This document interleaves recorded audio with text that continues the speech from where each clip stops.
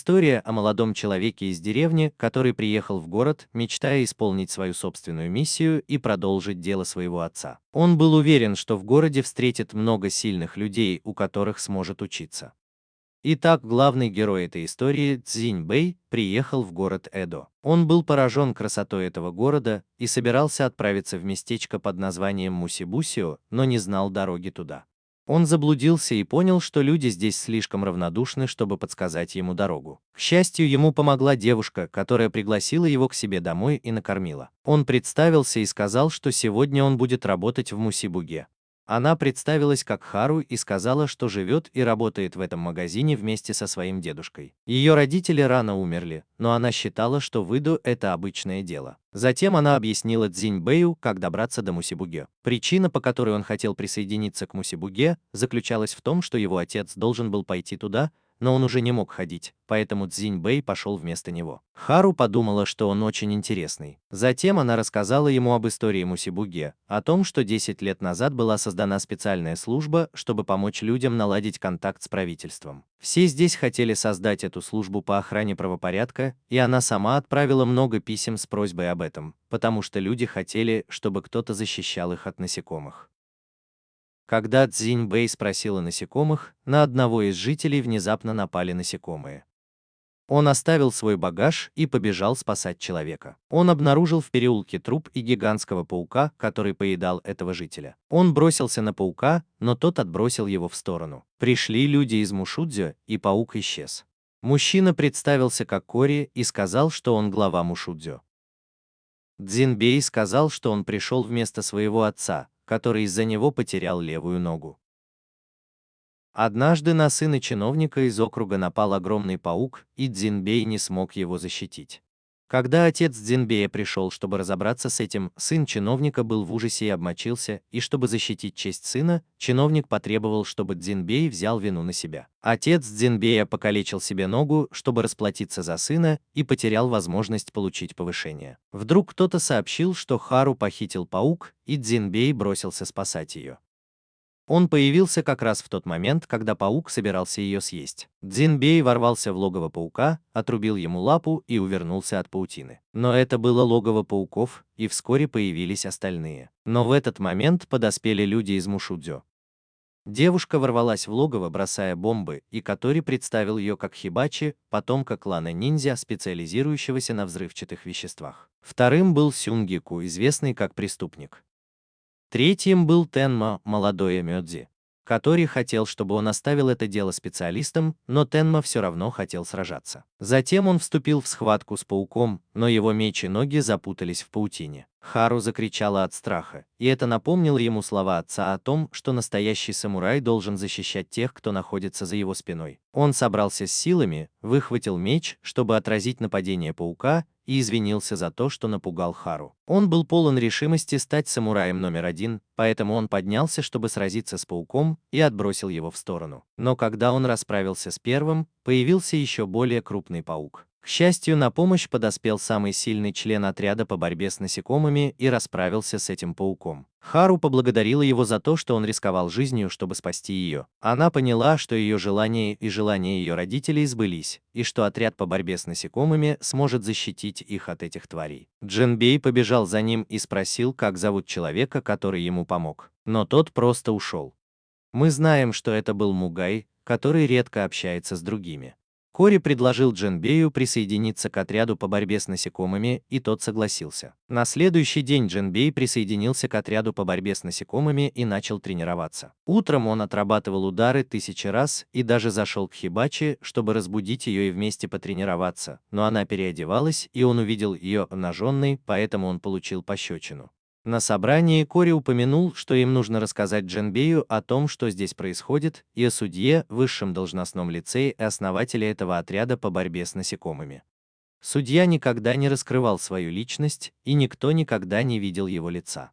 Цзиньбэй пошел поздороваться с Мугаем, и Хибачи поступила так же. Их задача здесь уничтожать насекомых, как он видел вчера, и никто не знает, откуда они берутся.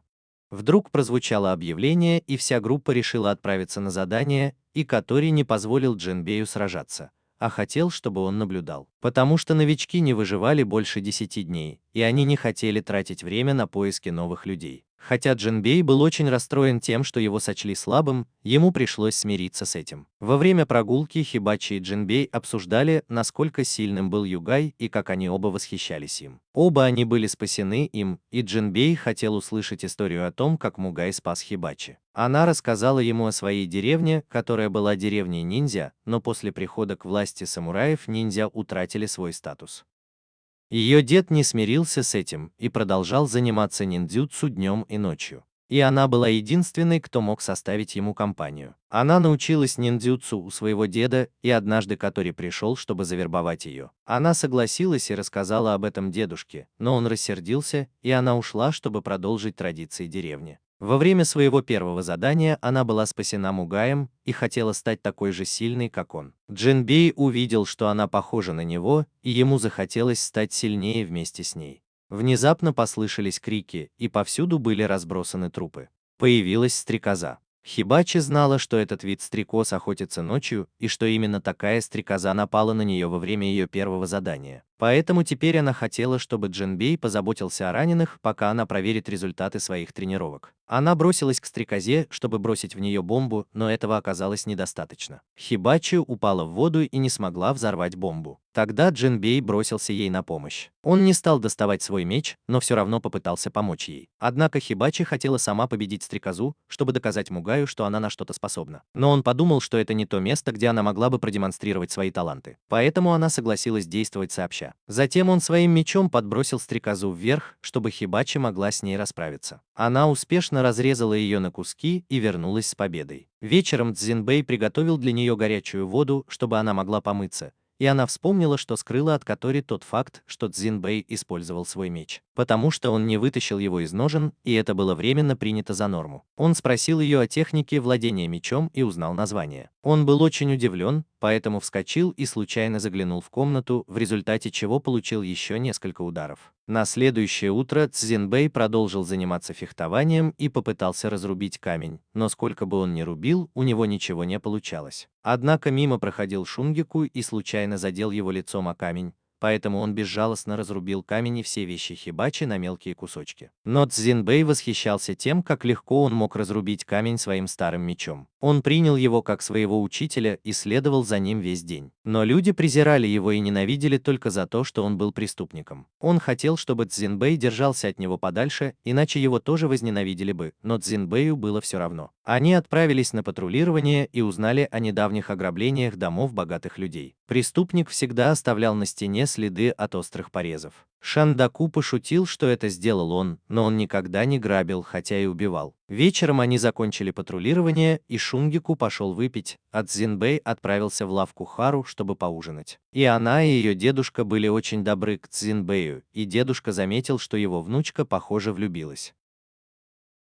Вдруг кто-то сообщил об ограблении, и Цзинбэй побежал к морю и увидел на месте преступления Шунгику с окровавленным мечом. Его арестовали и посадили в тюрьму, и Цзинбэй хотел найти способ доказать невиновность Шунгику. Но пока у него не будет веской причины, его не выпустят. Затем он вернулся, чтобы попросить Катори о помощи, но тот не смог этого сделать, потому что люди сочли бы это злоупотреблением властью. Разозлившись, он побежал к камере, чтобы освободить Шэньюку. Шэньюку хотел, чтобы он перестал делать глупости, но когда он услышал, что Цзиньбэй поверил ему, он взял пилу и перепилил прутья решетки, чтобы сбежать. Их быстро поймали, а Кори отправился на поиски судьи и рассказал ему о прошлом Шунгаку. Он был сыном известного главаря банды, но он не мог убивать людей, как приказывал его отец, поэтому отец его презирал. Но мать была доброй, и он, похоже, унаследовал ее характер.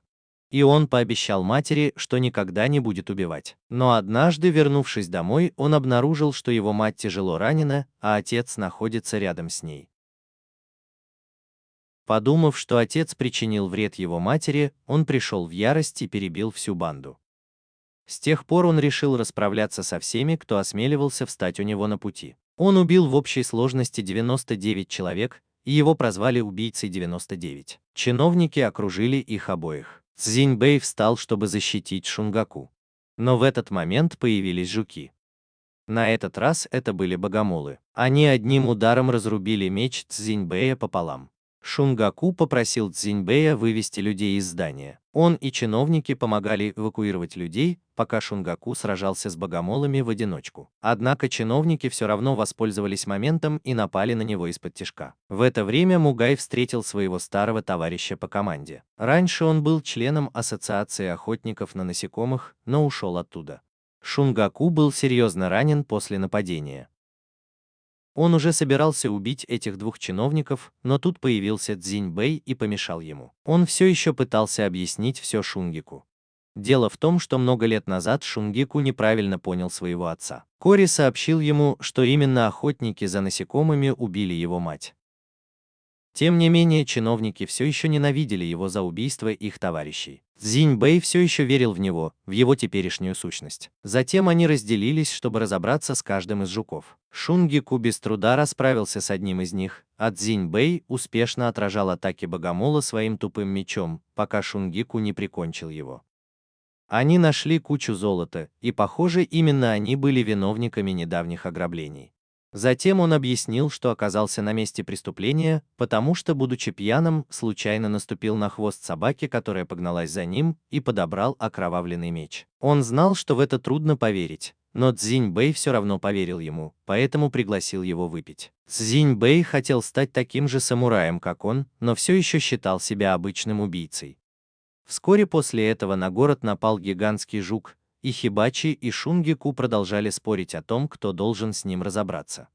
Их спор только дал жуку больше времени, чтобы сеять хаос. Поэтому Тенме пришлось призвать двух божественных духов, чтобы они помогли ему справиться с жуком, и это дало Цзиньбэю возможность прикончить его. Они успешно устранили угрозу, и Тенмо получил много похвал. Это заставило Тенму смотреть на них свысока, что, казалось, разозлило их. Цзиньбэй хотел вступиться за них, но получил несправедливый удар. Вечером Цзиньбэй продолжил тренировку.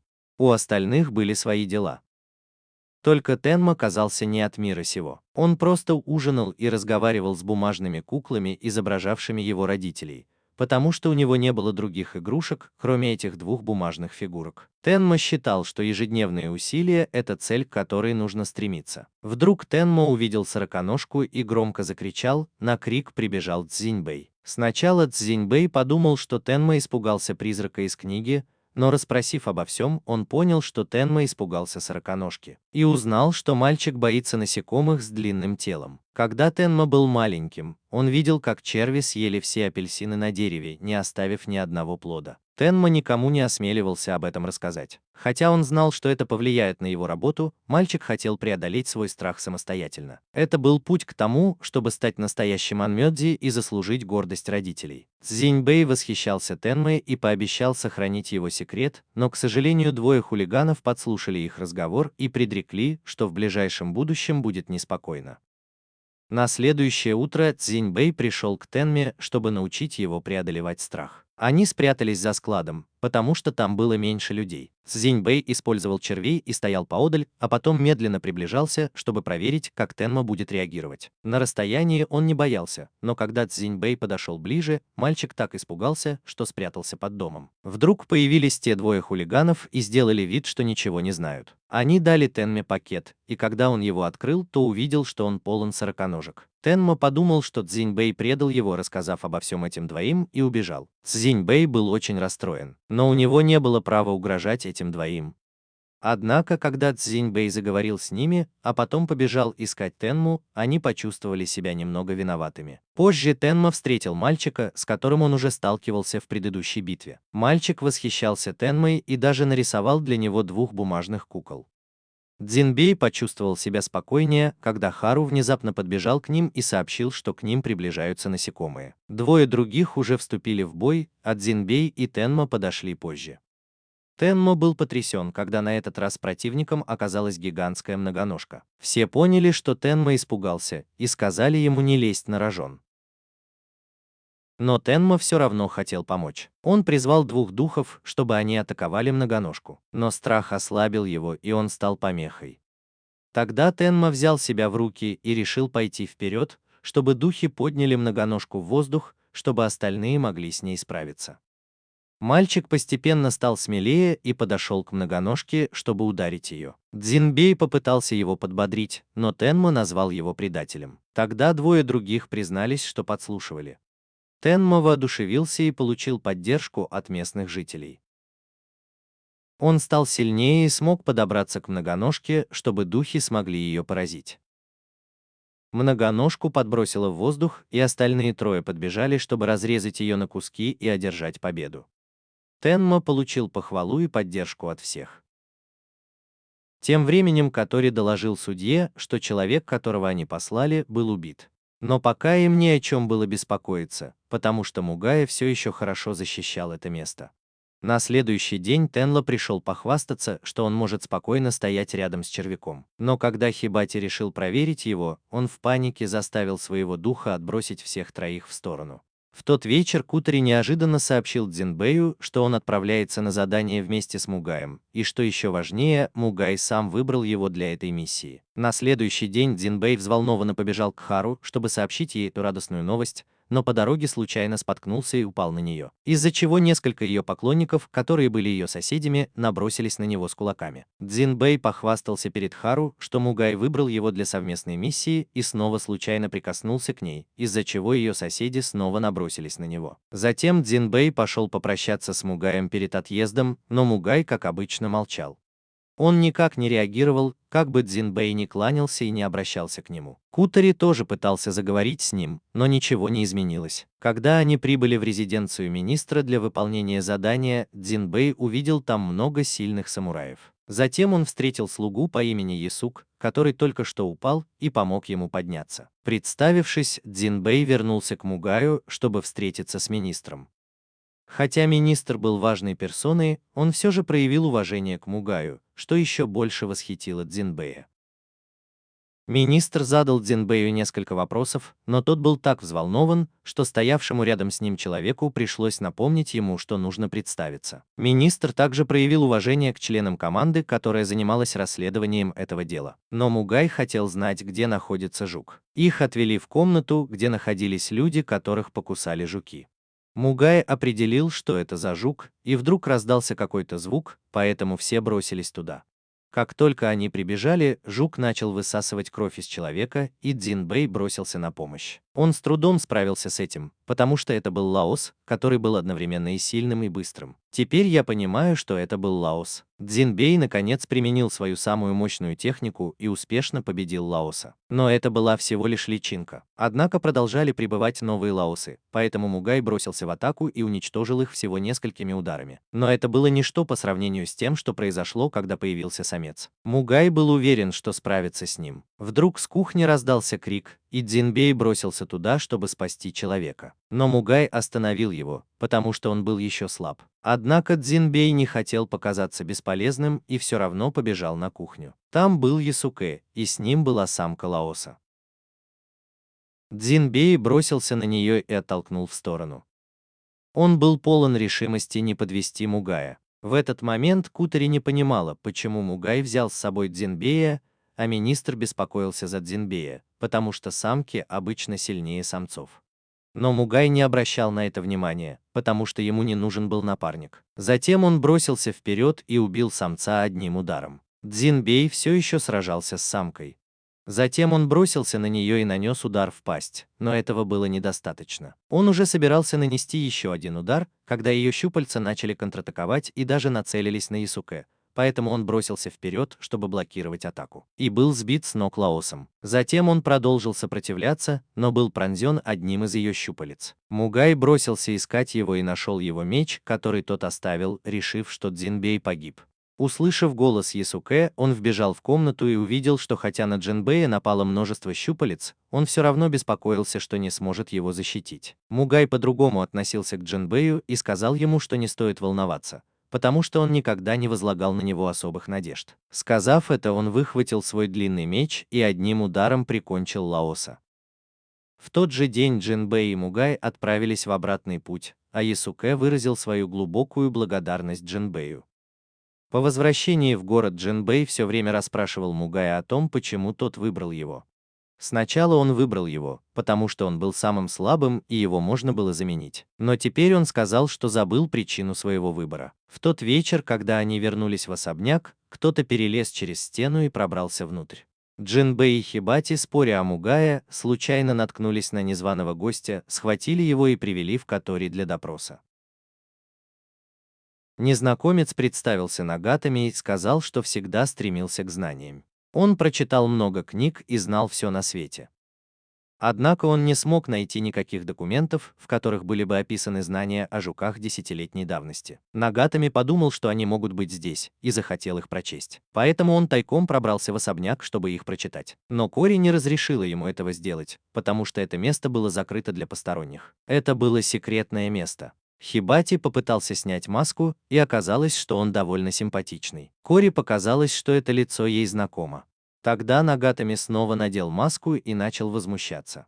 Кори должна была уйти навстречу, поэтому она оставила его на попечение Джинбэя. Нагатами все еще настаивал на том, чтобы пойти почитать, поэтому Хибати пришлось вырубить его, чтобы Джинбэй мог за ним присмотреть. Затем Джинбэй отвел его домой, но по дороге Нагатами проснулся и потребовал, чтобы его отпустили. По дороге домой Нагатами случайно увидел, как комар пьет чью-то кровь, но подумал, что это был всего лишь сон, а не реальность.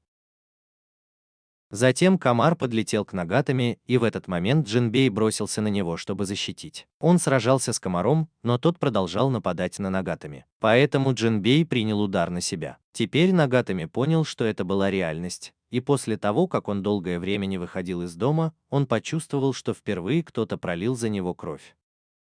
Джинбэй хотел, чтобы Нагатами использовал свои знания и показал ему, как победить комара, потому что сам он не мог с ним справиться. Видя, что Джинбэй доверяет ему, Нагатами вспомнил свое прошлое. Он был сыном лорда, но не любил заниматься физическими упражнениями, поэтому в клане его считали неумехой.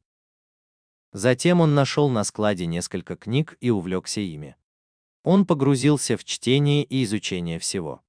Покинув этот мир полный обмана, Нагатами все еще не мог полностью осознать реальность, но он знал, что поможет Джинбэю и не позволит своим знаниям стать бесполезными. Нагатами побежал искать солому и полынь, чтобы сжечь их, так как это замедлит комара и поможет Джинбэю убить его до того, как прилетят остальные 3 комара. Затем они отправились в гостиницу, чтобы выпить. Когда все уже легли спать, Нагатами решил вернуться на следующий день, чтобы поблагодарить Джинбэя за спасение его жизни, но ему было неловко. И тут он вспомнил, что у него есть возможность пробраться на склад, где хранились книги, и решил сбежать. Он пробрался внутрь и стал рыться в книгах. В поисках чего-нибудь интересного он случайно наткнулся на свиток с картой Японии, на которой была отмечена только половина страны. В этот момент неожиданно вошел Катори и понял, что Нагатами — это будущий сёгун. Другими словами, он был владельцем почти всего города. Отмеченная на карте часть страны все еще была под наблюдением. Катори разрезал свиток и заключил сделку, по которой он не будет раскрывать личность Нагатами в обмен на то, что Нагатами никому не расскажет о том, что он видел.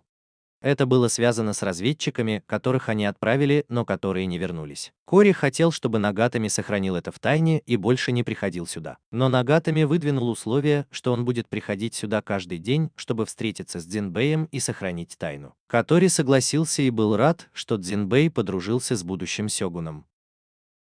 В этот момент Хибачи вошел в комнату и отругал Нагатами за то, что тот посмел пробраться сюда, когда все были заняты. Наступило лето. Внезапно у подножия горы Фудзи появился гигантский жук огромных размеров. Он тащил за собой почти целый лес. В это время группа Джинбэя все еще ничего не знала об этом и с нетерпением ждала вечернего фестиваля. Нагатами хотел рассказать Джинбэю о фестивале, но тот был занят и не обращал на него внимания. Гигантский жук появлялся каждое лето, поэтому все были готовы к его приходу. И человек, который отвечал за его поимку, всегда был Мугай. Нагатами был обеспокоен тем, что это может разрушить весь город, но Катори оставалась совершенно спокойной. Жук выпустил волну земли и камней в сторону города, но Тенма разнес их вдребезги. Хибачи и Шунуку позаботились об остальном. Они сделали это только для того, чтобы эвакуировать жителей и предотвратить серьезные разрушения в городе. Джинбэй, как и Нагатами, не знал об этом. Он все еще был в особняке и искал всех, кто там находился. Остальные трое занимались эвакуацией жителей, когда Тенмо упомянул Дзинбея, и Хибачи вдруг вспомнил. Катори сообщила Нагатами, что каждый год летом появляется жук таких размеров, и Мугай сражается с ним, а остальные в это время эвакуируют жителей. Это было ежегодное событие, ничего необычного. Мугай был рад, что ему попался более сильный противник, чем в прошлом году. Дзинбей случайно встретил там девушку. Она сказала, что хотела бы посмотреть на фейерверк, но ей не разрешали уйти, и Дзинбей подумал, что она дочь какого-то знатного человека. Мугай перевернул жука на спину, чтобы тот не мог двигаться дальше. Услышав грохот, но не зная, что это, Дзинбей спросил у девушки, что это за фейерверк. Девушка отвернулась, и Дзинбей решил пригласить ее посмотреть фейерверк. Хибачи пришел сообщить Катори, что все жители были эвакуированы, и она собиралась помочь Мугаю. Но Нагатами тоже пошел с ними, чтобы Катори могла защитить будущего сёгуна. Вернемся к битве. Мугай сражался и собирался отрубить жуку его гордый рог. Все жители собрались на горе, пили и смотрели, как он сражается. Поскольку это происходило каждый год, все к этому привыкли. Когда жук попытался взлететь, Мугай выхватил свой меч, взмахнул им, создав щит, и вонзил его в рог жука, а затем выдернул обратно. В то же время он уменьшил свой меч, чтобы инерция помогла ему продвинуться вперед. Подлетев к жуку, он взмахнул мечом и отрубил ему рог. Джинбей, который весь день провел с девушкой, ища место, откуда можно было бы посмотреть на фейерверк, так и не нашел ничего подходящего. Но девушка сама нашла такое место. Они поднялись на сторожевую башню, откуда было удобно наблюдать. Меч Мугая, впитав в себя рог жука, увеличился в размерах, и одним ударом он прикончил жука. В ту ночь был устроен фейерверк, и Джинбей смотрел его вместе с девушкой. Джинбей никогда раньше не видел фейерверков, и девушка извинилась за то, что не позволила ему посмотреть их вместе с его товарищами по команде, но он не возражал. В финале был фейерверк, который устроила сама Хибачи. В награду за то, что Джинбей помог ей наблюдать за фейерверком, девушка подарила ему колокольчик. Как только Джинбей заметил жука и подумал, что это холм, девушка исчезла. В ту ночь все высокопоставленные чиновники, такие как Катори, вернулись, чтобы отчитаться перед судьей. Как и ожидалось, девушка, с которой Джинбей познакомился раньше, была судьей. Согласно плану, судья должна была на время оставить свой пост, и в это время группа по отлову насекомых должна была заняться ею. Они призвали множество насекомых, чтобы те отвлекали их. Все были измотаны, но Джинбей, несмотря на темные круги под глазами, старался выглядеть бодрым. Когда появились жуки, остальные трое ушли вперед, а Катори велел Джинбею немного отдохнуть, чтобы набраться сил. Женщина из группы по отлову насекомых не сводила с него глаз. Он шел по улице и встретил девушку, которая упала неподалеку от него. Он помог ей подняться и уже собирался уйти, но она сказала, что заблудилась, и ему пришлось проводить ее. Она представилась как Мицуки и сказала, что она из группы по отлову насекомых.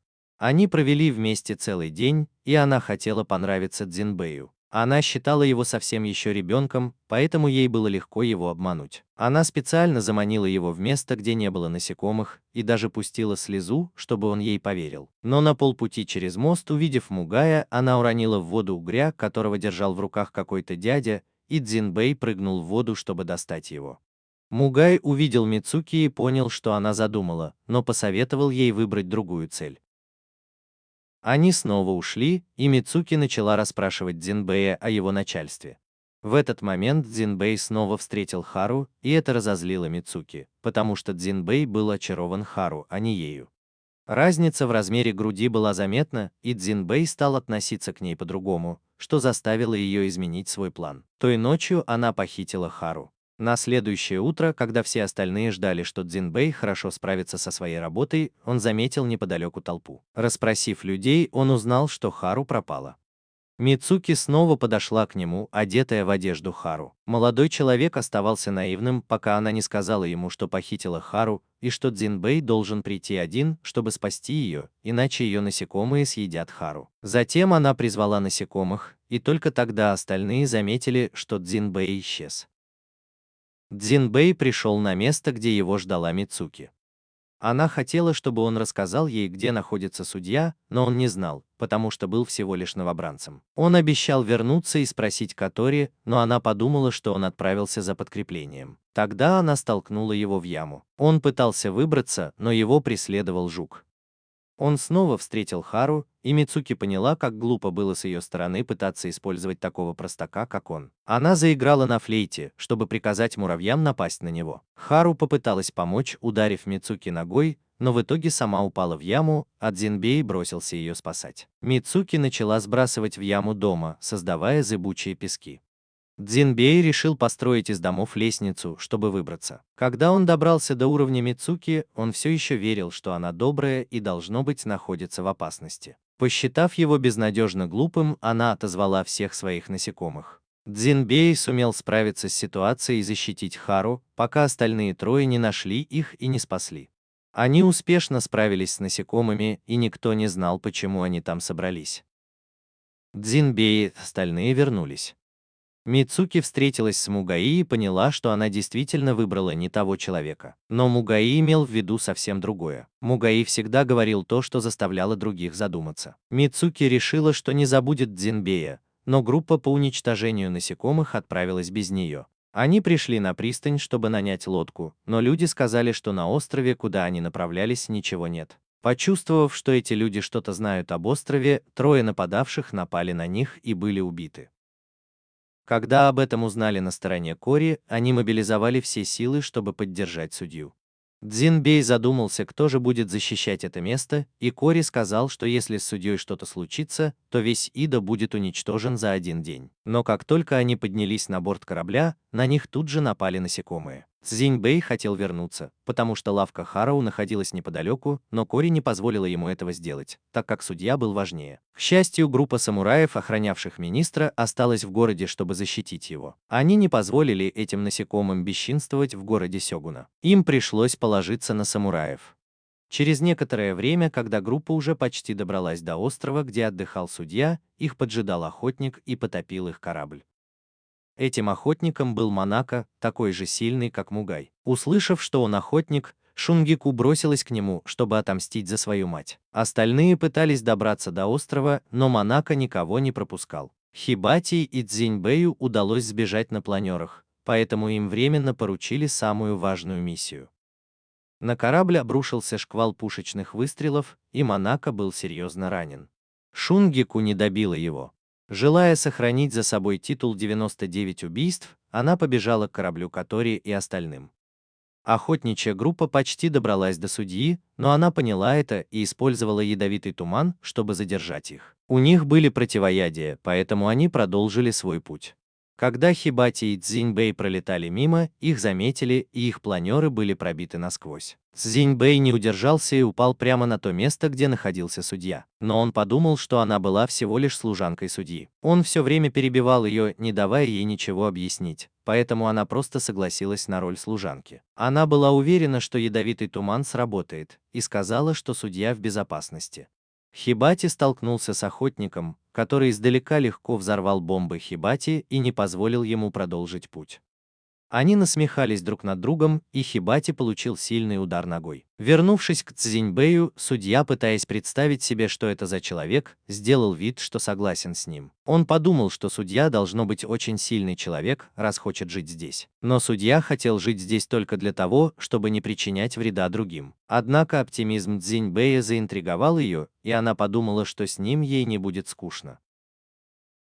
В нужный момент охотник проник в дом, и судья, чтобы отразить его нападение, использовала кислоту. Ей пришлось увести их подальше от Цзиньбэя, чтобы защитить его. Группа Катори тоже столкнулась с одним из них, но Шендаку понял, что это не тот, кто убил его мать, и оставил его на попечение Теммы.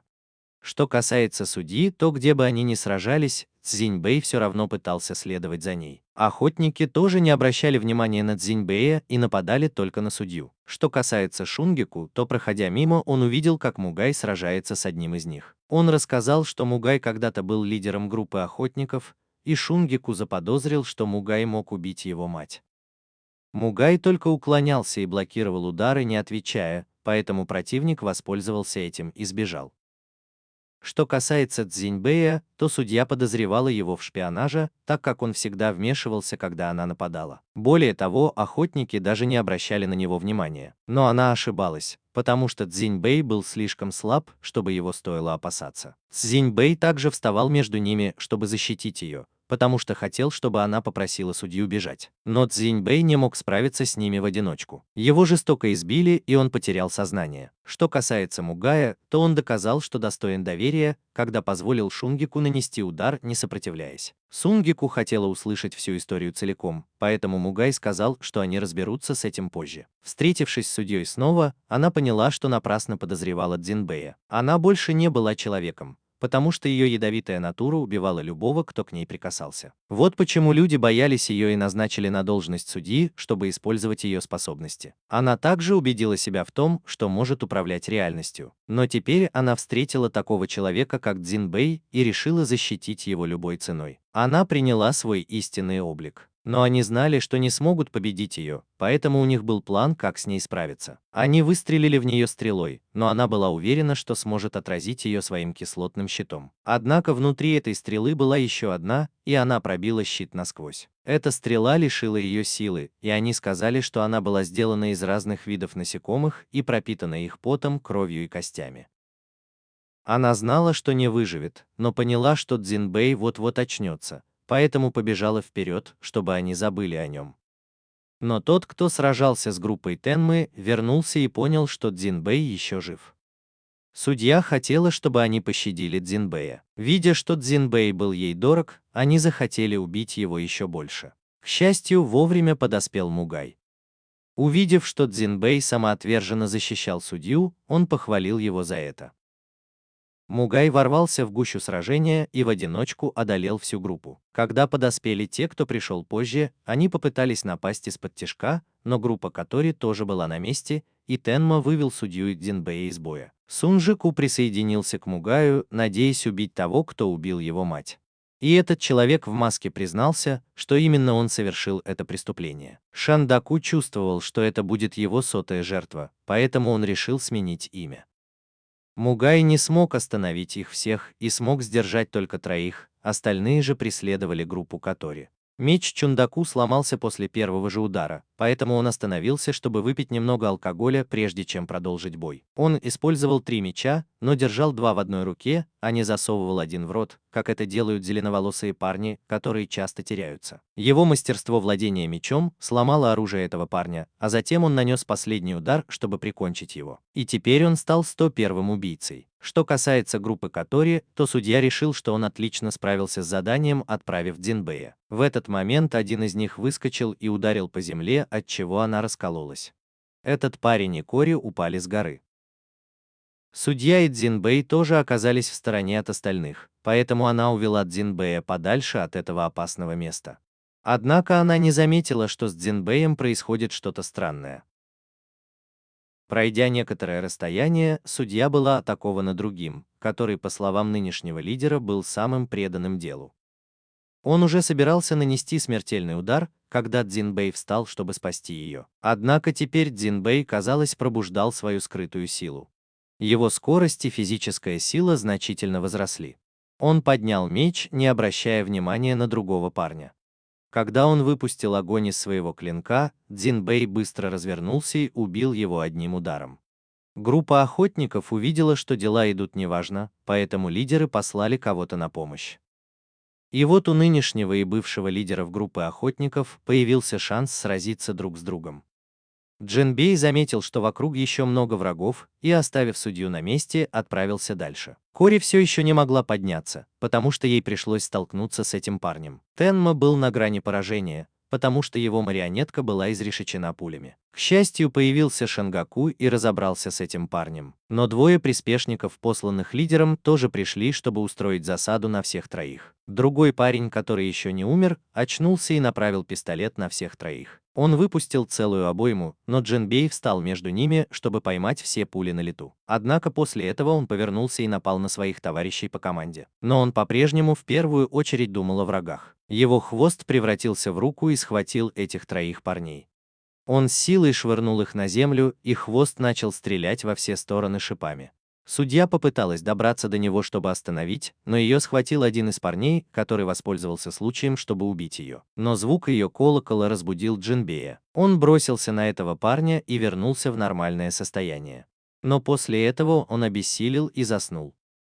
Лидер увидел, что ситуация складывается не в их пользу, и приказал остальным членам группы отступить. Судья заметила, что волосы Джинбея были у нее во рту, и предположила, что это могло быть связано с его пробуждением и потерей контроля. Когда остальные вернулись и увидели, что Джинбей лежит на коленях у судьи, они подумали, что он ведет себя непочтительно. Хибачи хотела преподать ему урок, но судья остановила ее. Затем охотники отправились на поиски оставшихся врагов. Тот, кто сражался с Катори, был тяжело ранен, и его судьба была неизвестна. А Катори вообще не пострадал. Таким образом, мы видим, что хотя мы не знаем, как он сражался, мы знаем, что он вовсе не слабый. Иначе он не был бы капитаном отряда правоохранительных органов. Вся группа Мусибудзе выполнила свою миссию и решила вернуться.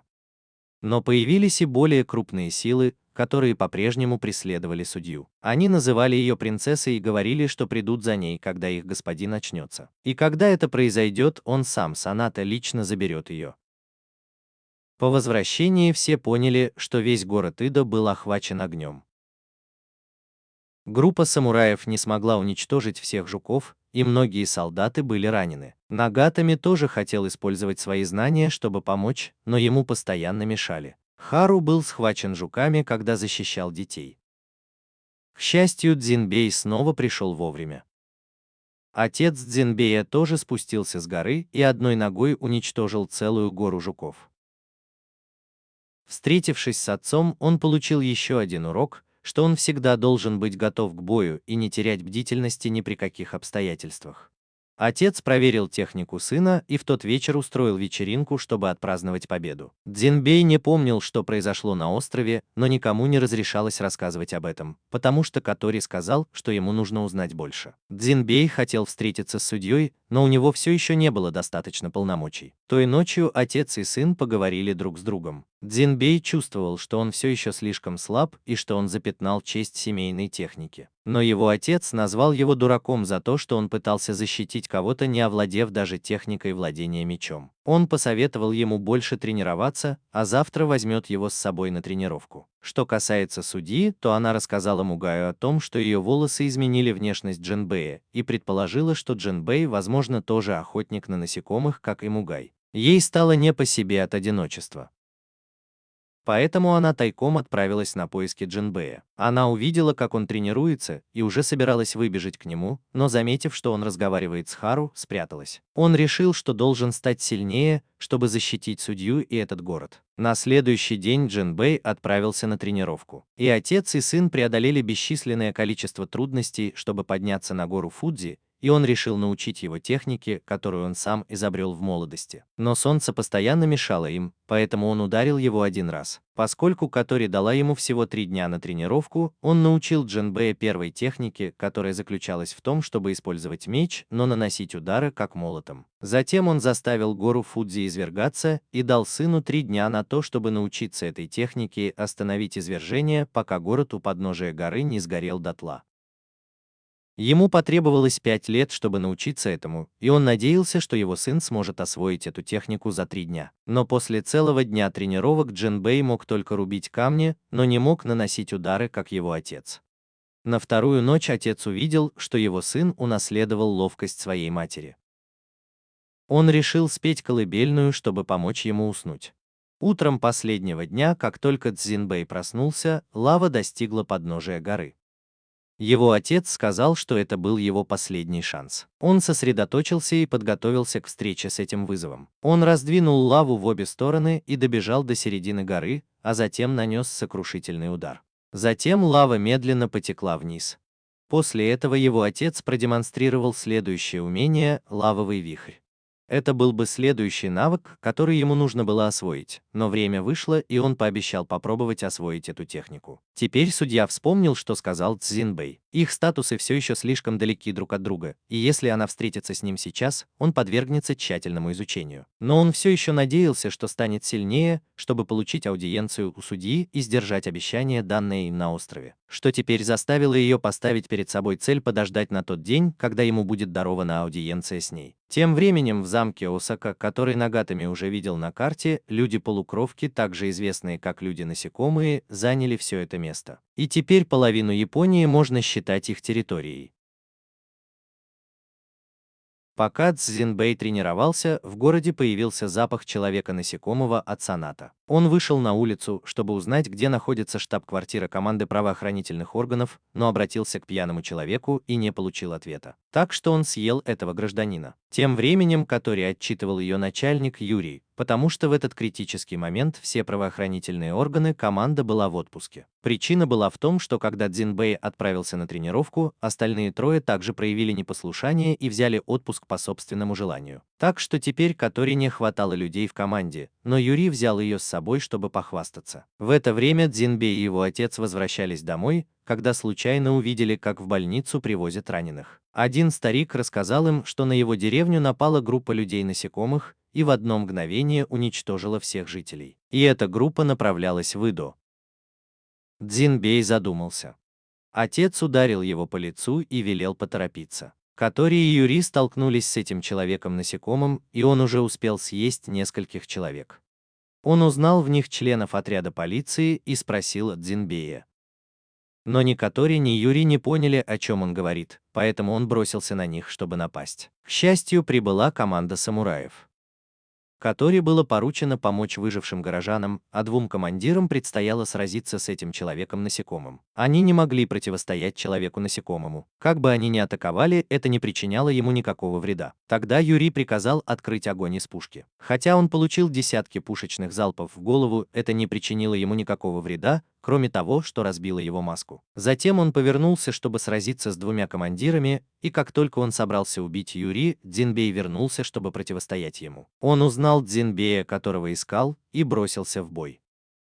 Теперь Цзинбэй был достаточно быстр, чтобы не отставать от него, и успешно разрубил его пополам. Но тот использовал свою технику и разделился на две части. Они подумали, что это иллюзия. Цзинбэй блокировал удар, но оба противника были настоящими, и когда он разрубил их пополам, они снова разделились. Он продолжал атаковать и множиться, чтобы подавить Цзинбэя. Как раз в тот момент, когда он попал в беду, вернулись остальные трое. Они тоже прошли короткий курс обучения и вступили в бой. Они думали, что уничтожили всех насекомых, но те разделились на еще большее количество особей. Каждый из них использовал свою технику, но ни одна из них не сработала. Сунгику подумала, что им следует отступить. Но если бы они отступили сейчас, то жители города оказались бы в опасности. Внезапно они обнаружили, что некоторые из них не могут прийти в себя, и у всех у них была одна общая черта – все они были сильно ударены по голове. Зная об их слабости, Цзинбэй быстро придумал план. Он велел всем держаться подальше, и насекомые собрались вокруг него. Цзинбэй использовал технику, которой он научился, и одним ударом уничтожил их всех. Все были удивлены, что всего за 3 дня Цзинбэй стал таким сильным. После битвы Кори увидел, что его опасения подтвердились. Насекомые действительно пришли в Эдо. В соседней деревне появились насекомые и начали убивать людей. Здесь присутствовали все самые сильные насекомые, которых называли 10 чемпионами, и они убивали жителей деревни, оставляя одного из них перемалывать трупы. Затем было решено провести совещание среди высокопоставленных чиновников. Все были обеспокоены тем, что насекомые наводнили Идо, но Сёгун верил, что судья сможет с ними справиться. Сёгун все еще скрывал от министров, что сила судьи была запечатана, чтобы они не запаниковали. Но судья была готова пожертвовать своей жизнью, чтобы покончить с ними, потому что они появились из-за нее. Нагатами устроил скандал снаружи, потому что хотел услышать, что обсуждают внутри, чтобы рассказать об этом Цзинбэю. Услышав имя Цзинбэя, судья приказала привести его к ней. Они оба пришли в библиотеку Нагатами, где было полно книг Цзинбэя. Поначалу он не доверял судье и подозревал, что она хочет выведать его секреты. Но когда он услышал, что судья знает Цзинбэя, он согласился сотрудничать с ней. Оба знали, что другой скрывает свою личность, чтобы подобраться к Цзинбэю. Затем Нагатами велел судье следовать за ним. Они наблюдали за Цзинбэем в телескоп. В этот момент на Цзинбэя навалились 2 груди Хару. Цзиньбэй спросил остальных троих, как они провели выходные. Хибати вернулся в деревню тренироваться. Сунгику было скучно, поэтому он отправился сражаться с разбойниками. А Тенма никому ничего не рассказывал. Затем появился отец Цзиньбэя и решил, что Хару очень подходит его сыну, поэтому предложил им пожениться. Хибати и судья оба пришли в ярость, когда услышали это. Он вспомнил свою жену, потому что они познакомились в этом городе. Цзиньбэй хотел узнать больше о своей матери, потому что она рано умерла, когда он был еще ребенком. Когда он впервые приехал в Иду, он встретил мать Цзиньбэя. Они оба считали друг друга достойными противниками, поэтому решили сразиться, а затем стали ближе. Это привело к тому, что Цзиньбэй. И это конец истории. Но все хотели, чтобы он рассказал подробности, поэтому он продолжил, сказав, что они без устали сражались, переходя с места на место. Город был сильно разрушен из-за их битвы, а сверхбыстрые способности Цзиньбэя к обучению достались ему от матери. Целый год они сражались на равных, но за это время они полюбили друг друга и признались в своих чувствах, что привело к тому, что Цзиньбэй. Хотя они не воспитывали Цзиньбэя вместе, он вырос именно таким, каким они хотели его видеть. Судья наблюдала за всем происходящим и кое-что поняла. Поэтому она спросила Нагатами, где его отец обычно прятал сокровища. Ей нужна была информация о насекомых, которые там обитали, но Нагатами достал копию карты, которую он запомнил, когда пробрался в архив правоохранительных органов. Изучив ее, судья, похоже, поняла, где ей нужно искать, чтобы вернуть себе силу. В ту ночь Сёгун узнал, что труп мертвого насекомого человека был украден. Его голова все еще была жива, и один из 10 насекомых чемпионов забрал ее. Но этот чемпион забрал ее, чтобы люди не смогли ничего от него получить, и не собирался оставлять его в живых. Тем временем судья пришла к Сёгуну и рассказала ему, как она может вернуть себе силу. Но Сёгун и его помощник беспокоились о ней, потому что у нее больше не было силы, и идти одной было бы очень опасно. Она решила взять с собой помощника и добавила еще одно условие. На следующий день Цзиньбэя вызвали, чтобы он сопровождал судью. Он долго ждал, но так никого и не увидел.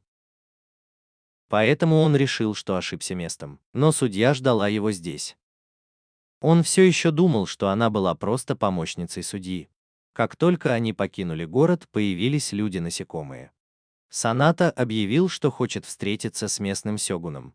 Цзиньбэю было любопытно, зачем он здесь, но никто из них не ответил.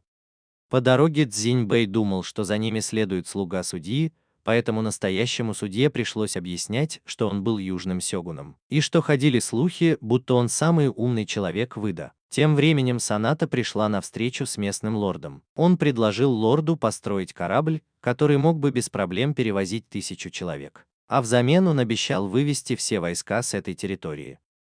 Поскольку в этом месте было много леса и плотников, это было все, что ему требовалось. Услышав, что сделка выгодна для народа, лорд согласился ее выслушать, потому что Саната заверил его, что не нарушит своего обещания. Что касается путешествия Цзиньбэя, то все, что он делал, подвергалось критике со стороны южного сёгуна. От помощи людям до простого хождения пешком. Он думал, что если Цзиньбэй придет кому-то на помощь и это окажется ловушкой, то что тогда будет с жизнью этой девушки, ведь это была самая важная миссия. Затем он продолжил критиковать поступки Цзиньбэя, называя их бессмысленными, и утверждал, что Цзиньбэй не подходит для этой миссии, потому что, по его мнению, быть самураем означает быть готовым к любым, даже самым незначительным ситуациям, а определение самурая казалось ему слишком далеким от Цзиньбэя. Поэтому он посоветовал Цзиньбэю отказаться от этого пути. Он дал Цзиньбэю последний шанс. Если Цзиньбэй все еще не сможет доказать, что достоин, он отправит его обратно. Через некоторое время все трое прибыли в город и узнали, что местный лорд не хочет их видеть. Сёгун раскрыл свою личность и сказал, что если они не подчинятся, то все жители города будут казнены. Но именно лорд не позволил никому пройти через город. Он сделал это, чтобы помешать судье войти, потому что в это время на территории крепости находилась Саната. Все трое знали, что бы они ни делали и ни говорили, они не смогут попасть внутрь, поэтому они обошли крепость с обратной стороны, где был склон горы. Судья чуть не упала, если бы двое других не подхватили ее вовремя. Цзиньбэю пришлось нести ее на спине, чтобы быть уверенным, что она не упадет, и она чувствовала, что Цзиньбэю нужно просто быть самим собой. Все трое обошли крепость и подошли к задним воротам, но там все еще стояли стражники. Внезапно с неба спустился орел и схватил змею, из-за чего солдаты обнаружили их и погнались за ними. Цзиньбэй срубил дерево, чтобы преградить им путь. Затем все трое спрятались на дереве и дождались наступления темноты, чтобы пробраться внутрь, но внезапно появился жук-человек и убил всех солдат. Он назвался Недзу и был одним из 10 элитных жуков. Он мог учуять их запах, поэтому у них не было ни единого шанса спрятаться. Цзиньбэй встал перед ним, чтобы двое других могли пройти вперед. Феодал хотел, чтобы он сосредоточился на выполнении миссии, но судья сказал ему делать то, что он хочет. Недзу собирался броситься за ними, но Цзиньбэй преградил ему путь.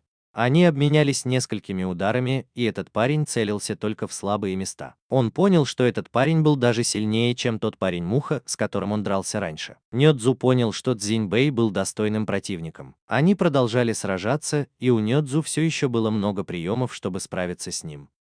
Тем временем судья пыталась открыть дверь, но та была слишком надежно заперта. Этот парень хотел знать, почему судья выбрал Джинбея, ведь он был слишком наивным и легко поддавался эмоциям во время миссии. Недзу бросал в Джинбея яйца, и тому приходилось уворачиваться. Судья сказал, что Джинбей был единственным, кто не знал, кто она такая на самом деле, поэтому она хотела оставить о себе больше воспоминаний. Затем он сказал, что больше ничего не скажет, и просто согласился выполнять все, что скажет судья. Он распахнул дверь, и судья позвал Джинбея, но Недзу не позволил ему войти. Тогда он стал бросать в него острые предметы. Джинбей блокировал их, а затем использовал два приема, которым его научил отец, и победил. Недзу был еще жив, поэтому он вернулся, чтобы доложить об этом Санате. Услышав эту новость, он поставил лорда перед выбором либо привести сюда незваных гостей, либо он казнит всех в этом городе. Он знал, что незваным гостем был судья. На следующий день лорд обратился к народу с просьбой. Но люди решили, что это дело правительства. Тогда Саната вынесла тела убитых, чтобы заставить их подчиниться. Он заявил, что если люди хотят дожить до завтрашнего дня, они должны поторопиться и выполнить приказ. Лорду, хоть он и был зол, пришлось смириться. Тем временем младшая сестра Хибати расследовала ситуацию здесь и решила отправить тайное письмо своей старшей сестре, но девочку обнаружил Человек-жук. Теперь на Джинбея и его друзей были расклеены объявления о розыске, поэтому им приходилось маскироваться, чтобы передвигаться по городу. Но в неподходящий момент Джинбей проявил свою добрую натуру, когда увидел, что пожилая женщина ранена, и решил помочь ей, но в ответ получил удар ножом. Старушка позвала всех к себе, и Цзиньбэю пришлось бежать, чтобы увести их как можно дальше. Он спрятался в переулке, но его за руку схватил маленький мальчик. Цзиньбэй не хотел причинять вред жителям деревни, поэтому он попытался убежать. Но тут появилась группа бандитов, и они тоже хотели поймать Цзиньбэя и его друзей. Они уже собирались пройти мимо ребенка, который стоял посреди дороги, и ворваться в дом. Но судья спас мальчика, и тогда брату пришлось выйти и спасти судью. Судья разрешил ему действовать, но не убивать бандитов. Он не лишил их жизни, а только отрубил им руки. Затем все трое были окружены жителями деревни, и им пришлось сдаться. В это время Катори тоже послала Мугая в эту провинцию для поддержки. Хибати в этот момент получила секретное письмо от своей младшей сестры. Похоже, она тоже собирается отправиться в путь. Что касается жителей деревни, то они праздновали победу, потому что группа Цзиньбэя помогла им прогнать бандитов. Но им все равно пришлось выдать всю группу, чтобы спасти свои жизни. В этот момент двое из 10 лучших бойцов пришли, чтобы найти тех, кого разыскивали. Не увидев никого, кто бы вышел им навстречу, они схватили сестру Хибати, которую только что поймали, и взяли ее в заложницы. Цзиньбэй, который был более безрассудным, чем благоразумным, выскочил, чтобы сразиться с ними. Но ему удалось спасти только маленькую девочку, и на него набросились эти двое. Один из них бросился на него спереди, а другой укусил сзади, и Цзиньбэй оказался придавлен к земле этим шелкопрядом. Другой хотел наказать жителей деревни за то, что они вступили в сговор с разыскиваемыми преступниками. Но этот брат вышел из дома, чтобы позвать Цзиньбэя, и они продолжили сражаться, потому что теперь он был с ним заодно. Он медленно поднял шелкопряда, и они решили разделиться, чтобы сражаться по отдельности. Цзиньбэй должен был сражаться с шелкопрядом, а он со стрекозой. Шелкопряд все еще намеревался напасть на старосту деревни и сестру Хибати, поэтому он выбежал вперед, чтобы преградить ему путь и оттолкнуть его. Когда стрекоза попыталась незаметно укусить его, феодал встал позади него, чтобы поддержать. Он понял, что ему трудно координировать свои действия с Цзиньбэем, поэтому сказал ему делать все, что он хочет, а он будет его поддерживать. Затем он аккуратно прикончил стрекозу. Что касается шелкопряда, то Цзиньбэй использовал сокрушительный прием, который сделал его панцирь уязвимым. Жители деревни поблагодарили их обоих. Староста деревни хотел узнать, зачем сюда пришла группа Цзиньбэя. Феодал в это время прятался под колодцем и решил не выдавать людям-насекомым это место. В это время корабль, который Санета приказал построить феодала, был почти готов. Люди-насекомые пришли проверить его, напугав рабочих. Они не знали, почему эти двое еще не вернулись, но все равно надеялись, что они не проиграют людям. На следующий день Цзиньбэй случайно встретил Хибати перед домом местного землевладельца.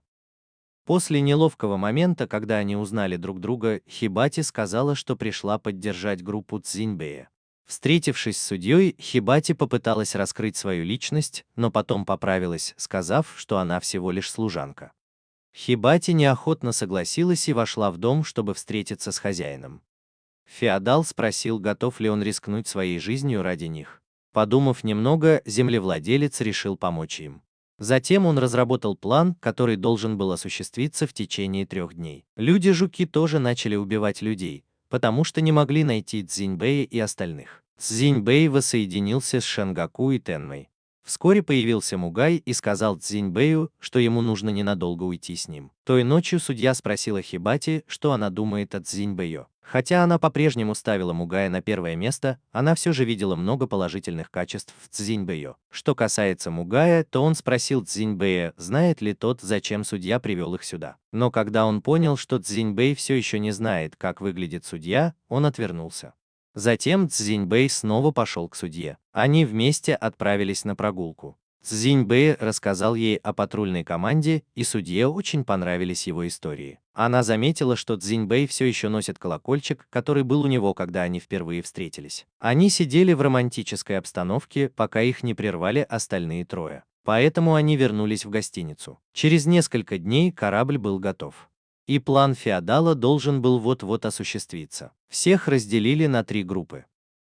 В группу судьи входили она сама, землевладелец и Мугай. В группу жителей деревни входили все жители деревни и сестра Хабата. В последнюю группу входили все сотрудники правоохранительных органов, кроме Мугая. Той ночью феодал хотел, чтобы Саната ушла сразу после того, как доставит корабль. Но он еще не поймал злоумышленников, поэтому в качестве наказания он собирался убить всех. Господь знал, что другого выхода нет, поэтому он собрал все свои силы, чтобы дать отпор. Но все его воины были убиты. Он уже не надеялся на спасение. На следующее утро люди собрались в одном месте, чтобы подготовиться к нападению насекомых. Но внезапно появилась команда по борьбе с преступностью и расправилась с ними. Сразу после этого появился брат и бросил вызов Сонатё.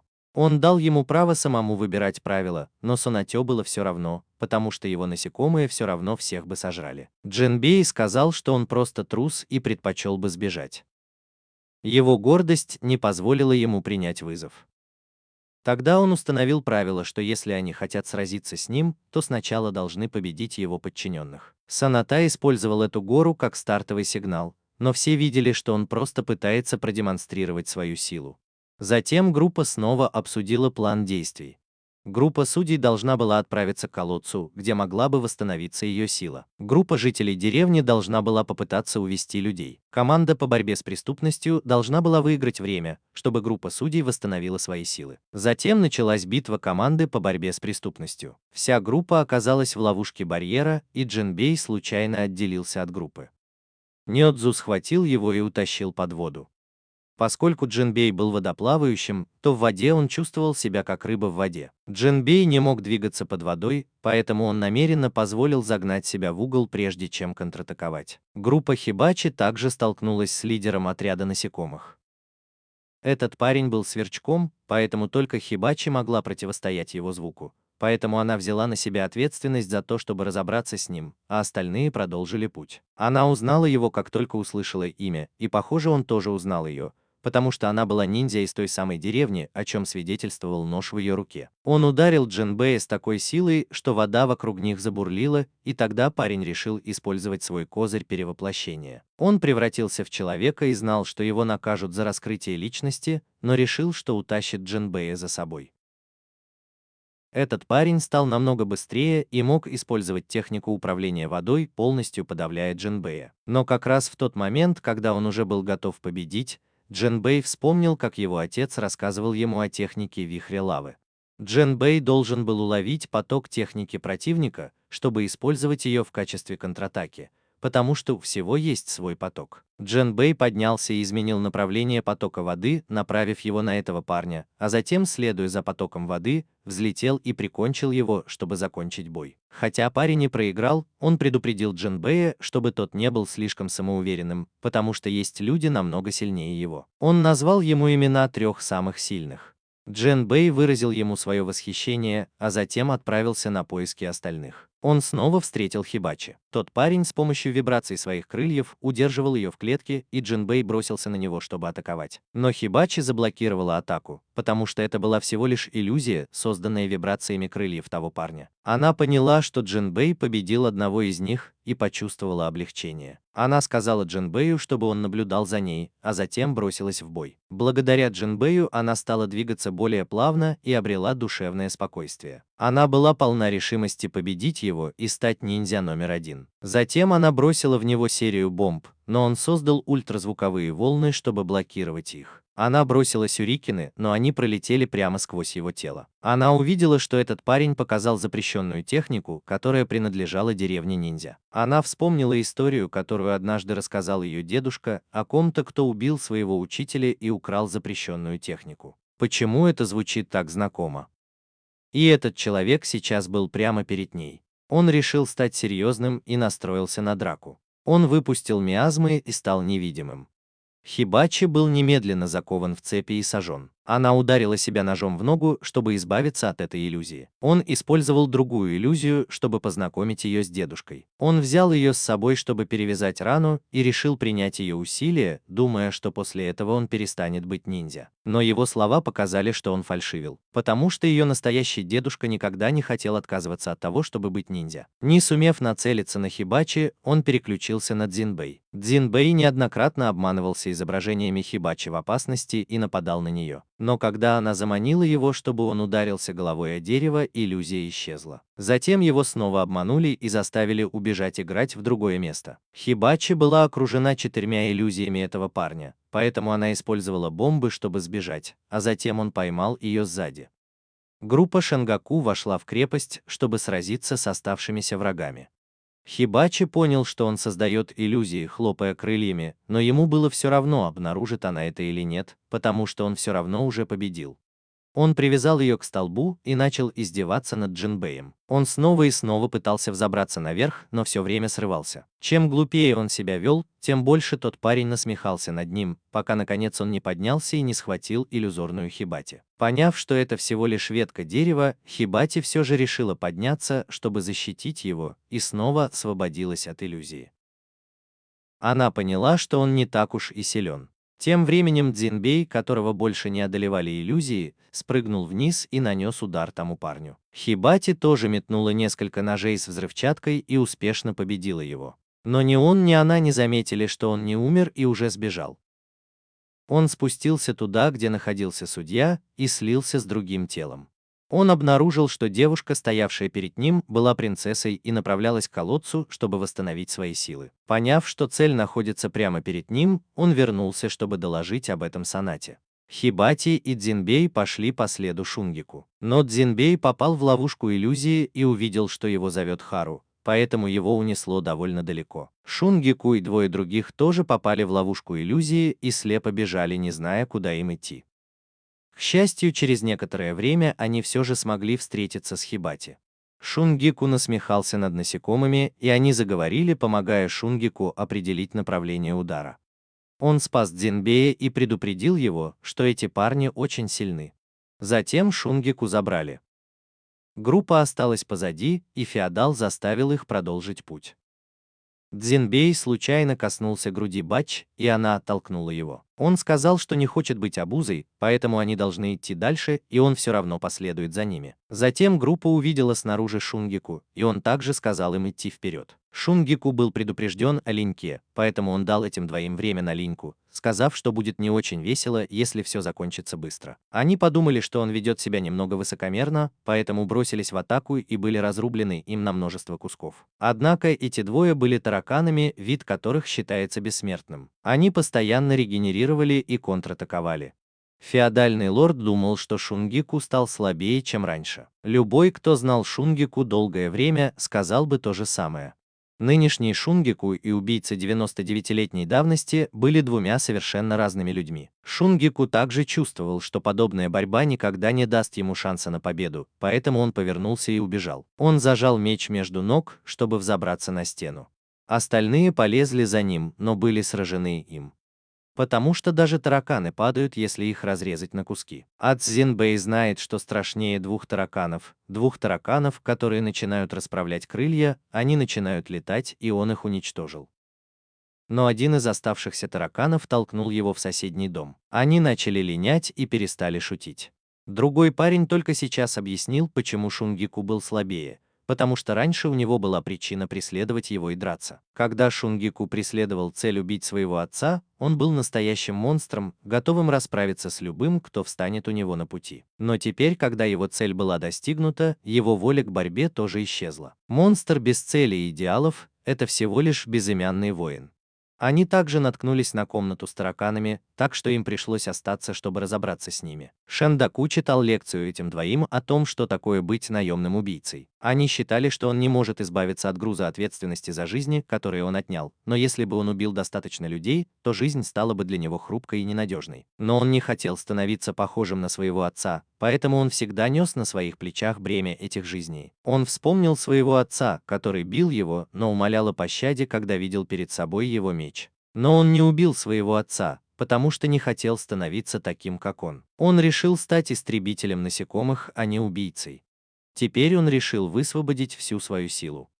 Он наносил удары со сверхзвуковой скоростью, и два таракана превратились в пыль, которая уже не могла восстановиться. После битвы Шендаку сел отдохнуть и выпить. Группа Дзинбэя пришла за ним сразу после сражения. Они увидели, что теперь осталось только трое – Шендаку, Саната и еще один таракан. Затем группа столкнулась с проблемой, так как перед ними было два пути. Поэтому Дзинбэй и Тенма пошли одним путем, а остальные трое пошли другим. Они все думали, что осталось только 3 элитных таракана, потому что Хибати решила, что она действительно убила того таракана. Саната приказал своим подчиненным не показываться, если они потерпят поражение. Ниндзя в данный момент следовал за судьей, но еще не действовал. Тенма теперь всего боялся. Из-за того, что они заблудились, они оказались в темных местах, в узких проходах на возвышенностях. Дзинбэй заметил это, но Тенма сказал, что скоро успокоится и все будет в порядке. Дзинбэй спросил о родителях Тенмы, и мальчик ответил, что он с детства был разлучен с родителями, поэтому он хотел прославиться, чтобы когда-нибудь снова встретиться с ними. И тут они оба столкнулись с одним из членов отряда насекомых. Он хотел сразиться с Тенмой 1 на 1, поэтому Джинбею пришлось на время отойти в сторону. Этот парень решил преподать Тенме урок истинной справедливости и считал себя самым праведным. Тенма постепенно вырабатывал свой собственный стиль боя. Один из духов, склонный к скорости, атаковал изо всех сил, чтобы прижать к земле этого кузнечика, а другой, склонный к силе, наносил удары. Но он всегда находил брешь в обороне Тенмы и сбивал его с ног. И каждый раз, когда Тенма падал, он подхватывал его, чтобы тот мог продолжить бой. Постепенно Тенма начал уступать ему в скорости, но он не добивал его, а помогал подняться, чтобы тот мог продолжать сражаться. Затем он снова и снова избивал Тенму. Даже когда Джинбей хотел вмешаться, он получал удары. Он хотел, чтобы Тенма перестал полагаться на бумажных кукол или друзей, чтобы он смог снова встретиться со своей семьей и стать по-настоящему праведным. Группа Бетача услышала крики Тенмы, но феодал приказал им продолжать. Тенму снова и снова избивали. Наконец он сказал, что Тенма и есть истинная справедливость. Если это так, то он дарует мальчику легкую смерть. Тенма уже собирался сказать это, но Джинбей помог ему вспомнить, как он старался найти своих родителей. Тенма вспомнил и начал наполняться силой. Бумажный журавль превратился в бумажный самолетик, а куклы слились воедино. Другой парень тоже начал превращаться, но прежде чем он закончил, Тенма выбил его из земли. Затем Тенма потерял сознание, и Джинбей отнес его на руках. Но когда он очнулся, мальчик ударил Джинбея и попросил, чтобы тот отпустил его. Группа Хэпича тоже столкнулась с двумя оставшимися насекомыми людьми. Команда судьи уже добралась до колодца. Феодал тоже ждал ее там. Ниндзя доложил об этом Соне, и тот приказал разобраться со всеми. Но прежде чем он успел что-либо предпринять, его заметил Мугай. Он узнал его с самого начала, но не предпринимал никаких действий, потому что хотел убедиться, что судья в безопасности. С другой стороны, Джинбей тоже прибыл, чтобы поддержать команду правоохранительных органов. Другой парень хотел, чтобы все действовали не вслепую, а сначала составили план. Мугай вывел ниндзя наружу. Он не понимал, почему охотник на насекомых, такой как Мугай, присоединился к команде судьи. Мугай ничего не сказал, но мы все еще могли видеть, как он вспоминал, как много лет назад получил задание убить судью. Но когда он прибыл на место, судья не сопротивлялась и стояла неподвижно, пока он ее убивал. Но Мугай увидел, что она была такой же, как и он, ее никто не любил, и она никого не любила.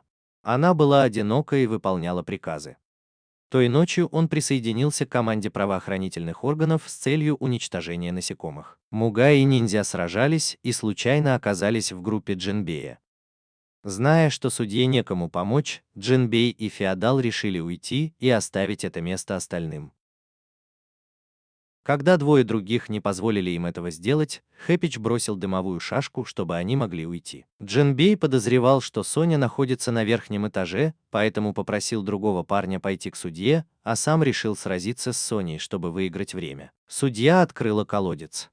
Феодал напомнил ей о ритуале, который она должна была пройти, чтобы вновь пережить болезненное прошлое. Но она была готова к этому и сказала, чтобы он продолжал. В этот момент вверх взметнулся столб света. Феодал понял, что колодец открылся, и предложил поменяться местами с Цзиньбэем, чтобы тот смог добраться до судьи. Увидев, что Цзиньбэй бежит к судье, Мугай решил задержать этого парня и передать его судье.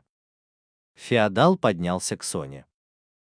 Он позволил судье атаковать первым. В противном случае он бы сам напал на него. Он решительно атаковал, но разница в силе была слишком велика. Одна из его атак не причинила Соне никакого вреда, а одной атаки Сони хватило, чтобы ранить его. Ситуация с Хибачи была не намного лучше, поскольку этот жук-вонючка одновременно выпускал газ и поджигал его. Дух Тенмы был сожжен, но Хибачи пришлось улететь, чтобы избежать огня, но он продолжал стрелять в них огненными стрелами. Тем временем Цзиньбэй тоже добрался до судьи. Феодал был ранен и потерял руку, но все равно пытался выиграть время. Много лет назад, когда он встретил судью, она была всего лишь инструментом в руках знати, чтобы избавляться от насекомых. Тогда она была почти бездушной, но за время их путешествия он увидел ее истинные чувства. Затем он бросился вперед, и его меч был сломан Соной. Но ему все же удалось нанести ему удар, прежде чем он был сбит с ног техникой. Он решил довериться Цзиньбэю, веря, что тот сможет защитить судью. Тем временем группа Хибачи все еще не могла справиться с этими двумя. Судья уже рассказала Цзиньбэю о том, что произойдет, если люди и насекомые попадут в колодец. Люди погибнут, а насекомые станут сильнее. Она собиралась раскрыть свою истинную сущность, но ее снова прервал Соната.